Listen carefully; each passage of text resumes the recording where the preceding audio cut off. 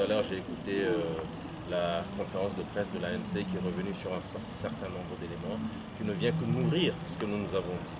Je pense qu'aujourd'hui, nous avons un cadre légal qui pose problème. Nous avons une candidature de M. Faure Issosimna Gnassingbé qui pose problème au plan juridique, au plan éthique. Et ce peuple que nous constituons ne peut pas se taire. Ne peut pas se taire et accepter aller voter le 22 février comme si tout était normal.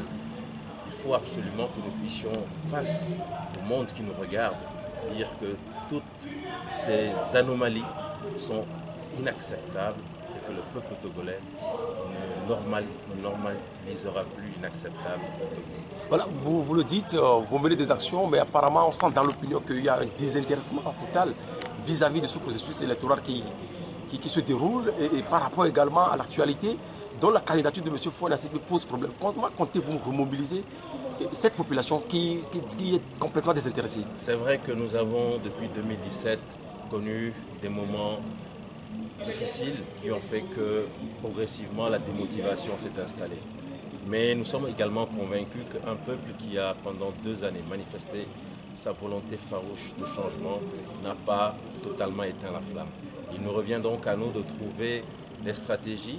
Il y aura certainement des stratégies de terrain, nous en avons discuté dans le comité. Il faudra aller sur le terrain, aller vers les lieux publics, aller dans les marchés, rencontrer la population, faire des émissions radiophoniques, et expliquer à la population ce qui est en train de se faire et surtout convaincre un certain nombre de leaders. C'est ce que nous sommes en train de faire.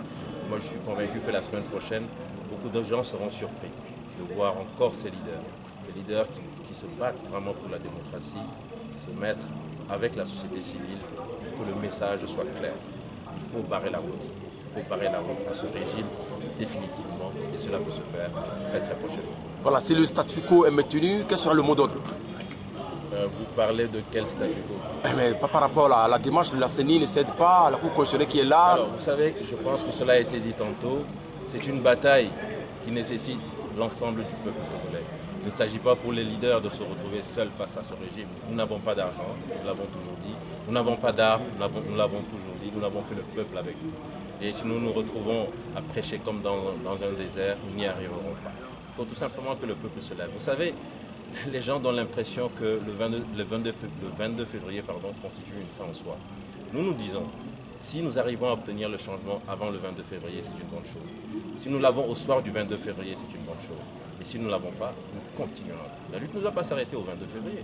Sachez que le 23 février, le 24 février, le 25 février, nous devons être en mesure de nous mobiliser et de lutter jusqu'à ce que le changement intervienne. Et 2020, ce sera l'année du peuple togolais.